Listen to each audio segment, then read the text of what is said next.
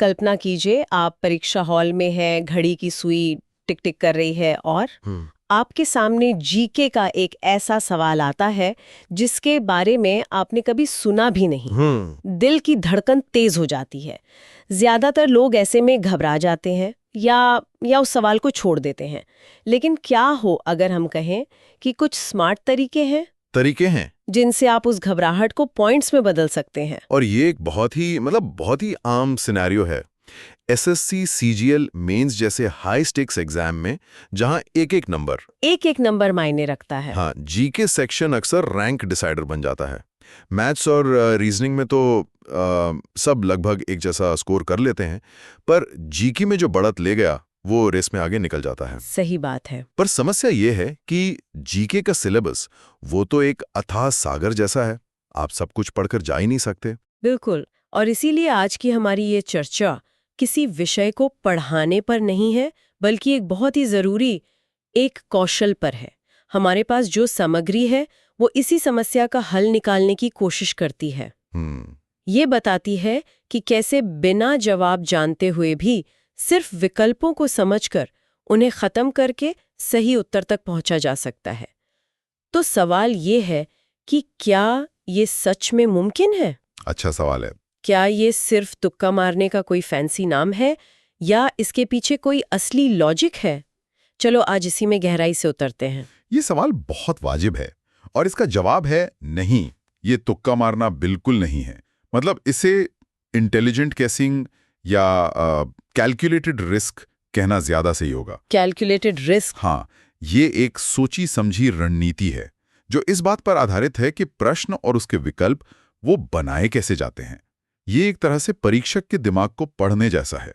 तो चलिए पहली तकनीक से शुरू करते हैं। ठीक है, तो पहली तकनीक ये सिर्फ शब्दों को पकड़ने के बारे में नहीं है, ये एक तरह का एब्सोल्यूट फिल्टर है। एब्सोल्यूट फिल्टर, हाँ। असल जिंदगी की तरह परीक्षा में भी जो दावे बहुत ज्यादा पक्के या एब्सोल्यूट होते हैं उनमें अक्सर कोई ना कोई झोल होता है। मतलब जिन वाक्यों में केवल, सभी, हमेशा, कभी नहीं जैसे शब्द आते हैं, उनके गलत होने का चांस बहुत ज्यादा होता है। हाँ, लगभग 90% तक। एकदम सही।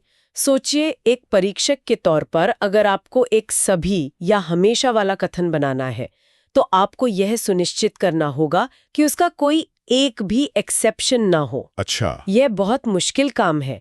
एक भी अपवाद मिलते ही आपका कथन गलत हो जाएगा। इसलिए परीक्षक अक्सर ऐसे अतिवादी शब्दों से बचते हैं।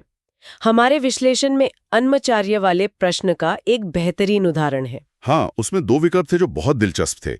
एक कहता है कि उन्होंने केवल संगीत पर ध्यान दिया, सामाजिक सुधारों पर नहीं। और दूसरा कहता है कि उनके गीत केवल मंदिरों और पुजारियों तक सीमित थे। और यहीं पर आपका कॉमन सेंस काम आता है। भक्ति आंदोलन का पूरा दौर ही सामाजिक सुधार, समानता और ईश्वर को आम लोगों तक पहुंचाने का था। सही है। कबीर, रैदास, मीराबाई, इन सभी ने जाति पाति और कर्मकांडों का विरोध किया। तो क्या यह संभव है कि उसी दौर का एक महान संत खुद को केवल मंदिरों तक सीमित रखेगा? नहीं, ये तो भक्ति आंदोलन की मूल भावना के ही खिलाफ जाता है। बिल्कुल। केवल शब्द ने इन दोनों विकल्पों को बहुत कमजोर बना दिया। ठीक है, केवल और सभी वाले शब्दों को हटाने की बात तो समझ आती है, पर क्या परीक्षक इतने सीधे होते हैं? क्या वो जानबूझकर ऐसा कोई सवाल नहीं बना सकते जहां सभी वाला कथन ही सही हो, सिर्फ हमें फंसाने के लिए? बहुत अच्छा सवाल है और इसका जवाब है हाँ, ऐसा हो सकता है। अच्छा, लेकिन ये दुर्लभ होगा। ये रणनीति प्रोबेबिलिटी पर काम करती है। आपको 100% गारंटी नहीं, बल्कि अपनी सफलता की संभावना बढ़ानी है। भारतीय नागरिक सुरक्षा संहिता वाले प्रश्न को देखिए। हाँ। एक विकल्प कहता है कि सभी जमानत के अधिकार खत्म कर दिए गए। अब सोचिए, एक लोकतांत्रिक व्यवस्था में क्या ऐसा कानून बन सकता है जो सभी बेल राइट्स को खत्म कर दें? नहीं, ये तो बहुत ही एक्सट्रीम दावा है ना? शायद कुछ अधिकार सीमित किए गए हों, लेकिन सभी को खत्म कर देना वो लगभग असंभव लगता है। तो बिना कानून की हर धारा को जाने भी आप इस विकल्प को एक हाई प्रोबेबिलिटी गेस के तौर पर हटा सकते हैं। हाँ। ये ज्ञान और तर्क का मेल है। तो केवल और सभी जैसे शब्दों को पहचानना एक बड़ा हथियार है। लेकिन क्या होता है जब परीक्षक शब्दों से नहीं बल्कि आंकड़ों से खेलता है? यहाँ हमारी दूसरी तकनीक काम आती है, जो सामान्यकरित यानी जनरलाइज्ड बनाम विशिष्ट यानी स्पेसिफिक तथ्यों से जुड़ी है। मुझे तो हमेशा उन विकल्पों से डर लगता है जिनमें कोई पक्की संख्या दी हो। और आपका डरना सही है, क्योंकि एक निश्चित संख्या वाले कथन के गलत होने का खतरा ज्यादा होता है। इसी अन्माचार्य वाले प्रश्न पर वापस लौटते हैं। ठीक है। एक विकल्प कहता है कि उन्होंने 32,000 से अधिक ओवर 32,000 गीत लिखे। अब सोचिए, अगर उन्होंने 32,001 लिखे या 35,000 लिखे तो भी कथन सही है। हाँ, दोनों ही सूरतों में ये कथन सही है। इस कथन को सही होने के लिए एक बहुत बड़ी रेंज मिल जाती है। अरे वाह, मैंने इस नजरिए से कभी सोचा ही नहीं था। अगर विकल्प होता कि उन्होंने ठीक 32,000 गीत लिखे तो एक भी गीत कम या ज्यादा होने पर वो गलत हो जाता। एग्जैक्टली। परीक्षक के लिए एक रेंज वाला सामान्यकृत कथन बनाना ज्यादा सुरक्षित होता है। ग्वालियर किले वाले सवाल में भी यही बात थी। हाँ। कथन था कि यह 2 किलोमीटर से अधिक लंबा है। अब अगर ये 2.1 किलोमीटर है या 2.5 है या 3 है, कथन हमेशा सही रहेगा। एक निश्चित संख्या जैसे यह ठीक 2.3 किलोमीटर लंबा है देना बहुत जोखिम भरा है और उसके गलत होने की संभावना ज्यादा होती है। तो जब भी आपको एक निश्चित संख्या और एक रेंज वाले विकल्प में चुनना हो तो ज्यादा संभावना है कि रेंज वाला कथन सही होगा। सही। तो अब तक हमने देखा कि कैसे एक अकेले विकल्प के अंदर छिपे शब्दों या संख्याओं से सुराग मिल सकता है, लेकिन कभी-कभी सुराग एक विकल्प में नहीं बल्कि दो विकल्पों के बीच के रिश्ते में छिपा होता है। बिल्कुल, और ये हमें हमारी तीसरी तकनीक पर लाता है, मिलते जुलते और विरोधाभासी, मतलब सिमिलर एंड कॉन्ट्रास्टिंग विकल्प। ये एक बहुत शक्तिशाली मनोवैज्ञानिक सुराग है। कैसे? जब दो विकल्प एक दूसरे के एकदम उल्टी बात कर रहे हों तो इस बात का चांस बहुत ज्यादा होता है कि सही जवाब उन्हीं दोनों में से एक है। ऐसा क्यों? इसका क्या लॉजिक है? इसका लॉजिक परीक्षक की मजबूरी में छिपा है। उसे एक सही जवाब और 3 गलत लेकिन बिलीवेबल जवाब बनाने होते हैं। हाँ, किसी सही तथ्य का ठीक उल्टा बना देना एक बहुत आसान और असरदार तरीका है एक मजबूत गलत विकल्प, एक डिस्ट्रैक्टर बनाने का। जैसे अधात्विक खनिजों, नॉन मेटालिक मिनरल्स वाले प्रश्न में। अच्छा, हाँ। एक विकल्प कहता है कि भारत में पर्याप्त भंडार की कमी है, मतलब लैक्स इनफ रिजर्व्स। दूसरा विकल्प कहता है कि भारत में समृद्ध भंडार है, हैज रिच रिजर्व्स। हाँ, ये तो एक दूसरे के एकदम ऑपोजिट है।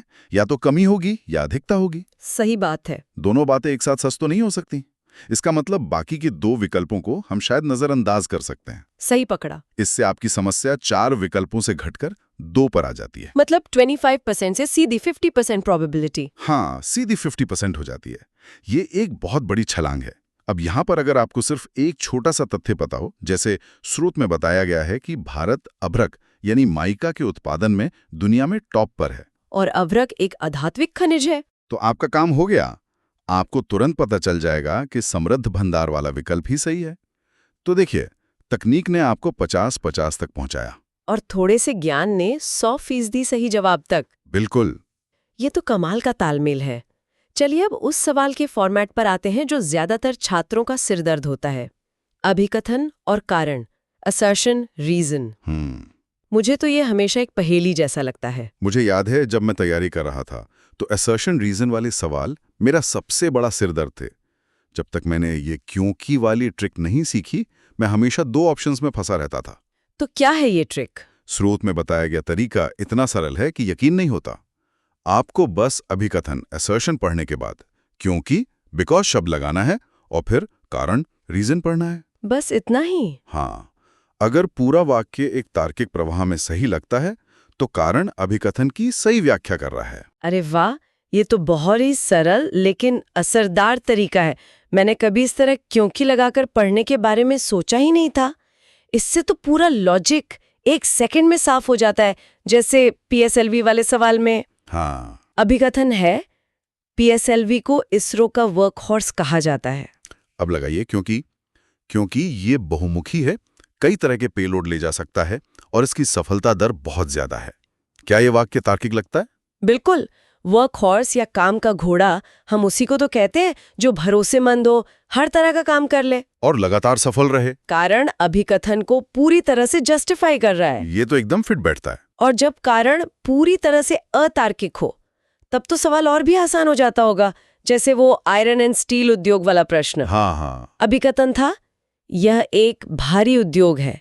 अब लगाते हैं क्योंकि कारण इसे कपास और रबर जैसे हल्के कच्चे माल की जरूरत होती है। ये तो कोई तुक नहीं बना। ये तो सुनते ही हंसी आ जाती है। बिल्कुल अतार्किक। भारी उद्योग को हल्का कच्चा माल क्यों चाहिए होगा? भारी उद्योग की परिभाषा ही ये है कि उसका कच्चा माल जैसे लौह अयस्क और तैयार उत्पाद जैसे स्टील दोनों भारी होते हैं। सही बात। यहाँ कारण साफ साफ गलत है।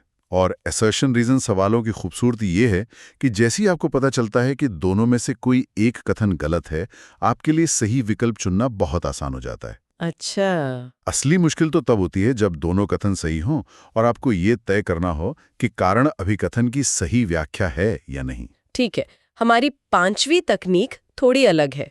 ये किसी विकल्प के कंटेंट के बारे में कम और उसके नेचर के बारे में ज्यादा है। इसे कहते हैं परस्पर अनन्य, म्यूचुअली एक्सक्लूसिव विकल्प। हाँ, ये तकनीक तब काम आती है जब दिए गए कथन या विकल्प ऐसे हों कि वे एक साथ सच हो ही नहीं सकते। स्रोत में सुनील गंगोपाध्याय की किताब काका बाबू का एक बेहतरीन उदाहरण है। हाँ। विकल्प थे कि ये किताब ए एक जासूसी उपन्यास है, बी एक राजनीतिक व्यंग्य है, या सी एक स्वतंत्रता सेनानी की आत्मकथा है। और कोई एक किताब एक ही समय पर? ये तीनों तो नहीं हो सकती। हाँ, ये तीनों पूरी तरह से अलग-अलग जॉनरा हैं। ठीक यहीं पर सुराग छपा है। अगर ये तीनों कथन एक साथ सच नहीं हो सकते, तो इसका मतलब ये है कि कथन 1 और 2 दोनों सही हैं या तीनों सही हैं, जैसे विकल्प वो अपने आप गलत हो जाते हैं। बिल्कुल। ये आपको सीधे उन विकल्पों की ओर ले जाता है जहां केवल एक कथन को सही माना गया है। यह आपको जवाब नहीं बताता, लेकिन यह आपके विकल्पों के दायरे को बहुत छोटा कर देता है, जिससे सही जवाब तक पहुंचना आसान हो जाता है। ये एक तरह से सवाल की बनावट में ही छिपे दोष को पकड़ने जैसा है। सही कहा। तो ये पांचों तकनीकें सुनने में तो बहुत शक्तिशाली लगती हैं, एक तरह का सीक्रेट वेपन। लेकिन यहाँ एक बड़ा सवाल उठता है, क्या ये हमेशा काम करती हैं? क्या ये फूल प्रूफ है? या कोई ऐसी स्थिति भी है जहां ये हमें गलत जवाब की ओर ले जा सकती हैं? ये सबसे जरूरी सवाल है, और इसका सीधा जवाब है नहीं। ये फूल प्रूफ नहीं है, ये कोई जादुई छड़ी नहीं है। अच्छा। स्रोत का लेखक खुद इस बात पर जोर देता है कि ज्ञान, नॉलेज का कोई विकल्प नहीं है। इन तकनीकों का उद्देश्य आपके ज्ञान को रिप्लेस करना नहीं, बल्कि उसे सप्लीमेंट करना है। मतलब ज्ञान के साथ इनका इस्तेमाल करना है। हाँ, ये तब सबसे अच्छा काम करती हैं जब आप दो विकल्पों में फंसे हों। बिल्कुल।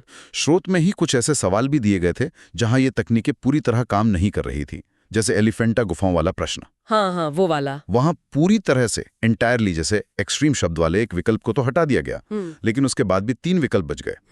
सही जवाब तक पहुंचने के लिए ये जानना जरूरी था कि वे गुफाएं शैव धर्म से जुड़ी हैं। सही कहा। वहां पर तकनीक ने आपको सिर्फ 25% से 33% तक पहुंचाया, 100% तक नहीं। एक और बेहतरीन उदाहरण बस्तर के गोंजा त्योहार वाला सवाल था, जिसे स्रोत में बहुत कठिन बताया गया है। हाँ। उसमें इतने अंदरूनी और विशिष्ट तथ्य पूछे गए थे कि अगर आपने उस त्योहार के बारे में विशेष रूप से नहीं पढ़ा है तो उसे हल करना लगभग नामुमकिन था। वहां कोई तकनीक काम नहीं करती। तो ऐसे सवालों का क्या करना चाहिए? उन्हें छोड़ देना चाहिए। और यह भी एक बहुत जरूरी रणनीति है, यह जानना कि कौन सी लड़ाई नहीं लड़नी है। ईगो पर लेकर हर सवाल को हल करने की कोशिश करना नुकसानदेह हो सकता है। नेगेटिव मार्किंग के जमाने में एक गलत जवाब सिर्फ 0 नहीं देता, वो आपके कमाए हुए नंबरों में से भी कुछ ले जाता है। बिल्कुल। इसका मतलब इन तकनीकों का इस्तेमाल भी बहुत सोच समझकर और प्रैक्टिस के साथ करना होगा। निश्चित रूप से। स्रोत एक और महत्वपूर्ण बात पर जोर देता है, अभ्यास, प्रैक्टिस।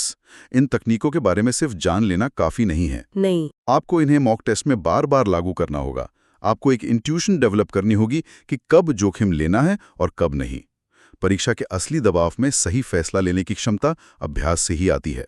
सही बात है। जब आप दर्जनों मॉक टेस्ट में इन तकनीकों को आजमाएंगे, तब आपको समझ आएगा कि आपकी एक्यूरेसी रेट क्या है और आप कितना कैलकुलेटेड रिस्क ले सकते हैं। तो आज की इस विस्तृत चर्चा से ये स्पष्ट है कि विकल्प उन्मूलन या ऑप्शन एलिमिनेशन ये अंधेरे में तीर चलाने जैसा नहीं है। नहीं है। यह उपलब्ध जानकारी, तर्कों और परीक्षक के मनोविज्ञान को समझकर सबसे संभावित उत्तर तक पहुंचने का एक वैज्ञानिक तरीका है। यह ज्ञान का नहीं, बल्कि ज्ञान के स्मार्ट एप्लीकेशन का कौशल है। और अगर हम इसे बड़े परिप्रेक्ष्य में देखें तो ये सिर्फ परीक्षा पास करने की एक तकनीक नहीं है। ये असल में गंभीर सोच, क्रिटिकल थिंकिंग का एक अभ्यास है। ये हमें सिखाती है कि कैसे किसी भी जानकारी को जस का तस स्वीकार न करें, कैसे अतिवादी दावों पर सवाल उठाएं, कैसे पैटर्न पहचानें और कैसे सीमित जानकारी के आधार पर बेहतर निर्णय लें। बिल्कुल। ये कौशल सिर्फ परीक्षा हॉल में ही नहीं, बल्कि बाहर की दुनिया में भी, जहां हम सूचनाओं के अंबार से घिरे हैं, बहुत कीमती हैं। और अंत में हम सुनने वालों के लिए सोचने के लिए एक सवाल छोड़ जाते हैं। क्या इस तरह से किसी प्रश्न के विकल्पों को तोड़कर समझना हमें केवल सही उत्तर से ज्यादा कुछ सिखाता है? क्या यह हमें जानकारी का विश्लेषण करने और तथ्यों के पीछे छिपे तर्क को समझने का एक नया दृष्टिकोण नहीं देता?